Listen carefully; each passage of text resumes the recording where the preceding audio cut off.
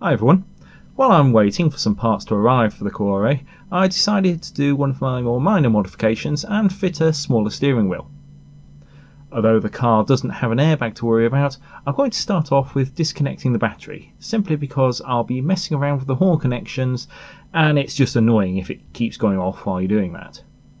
First up, I'm turning the ignition switch on so the steering lock is disengaged, as you don't want to damage it when you're unbolting the steering wheel.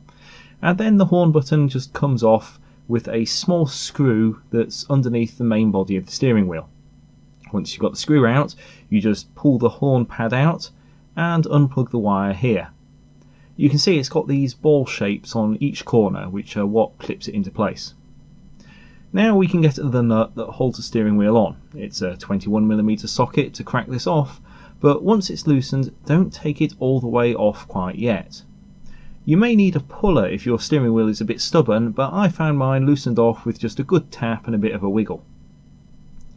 Make sure you have the steering wheel completely straight, then remove the nut and pull the steering wheel off. Now we need an adapter to fit the new one. The Daihatsu has a spline fitting that's 16mm in diameter and 33 splines.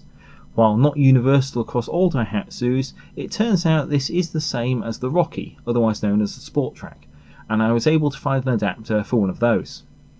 Here we have it, and you can see on the back there's the contact ring which conducts the power for the horn, and on the front there's actually two sets of threaded holes to allow for the common different aftermarket wheel fitments, 74 and 70 PCDs. There's also this little plastic unit in the steering column with two knobs in it. This locates into the holes on the back of the adapter. The adapter goes on with a suitable alignment for my chosen wheel, and the nut gets tightened back up.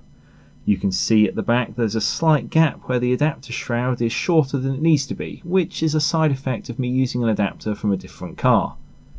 To get around this, I'm making a new shroud on my 3D printer, and what you see here is just an initial test piece.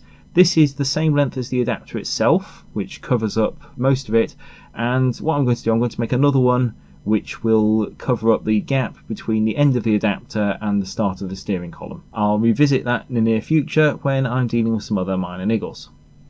Now the steering wheel itself can go on, which is very simple. You just take it, put it in place with any spacers or horn rings that are required, spin the bolts in, and then tighten them up. Last thing we have to do is fit the horn button. Most of these are a similar design, and you can normally fit them in two ways. When it's pressed, you have the connector carrying power into the button, and it then earths either through this other connection or through this spring clip earthing to the adapter housing. For this car, I'll be using this sprung earth, so all I have to do is connect the power lead and push the horn button home. Reconnecting the battery, I can give it a quick test. And we're done. Looks not bad.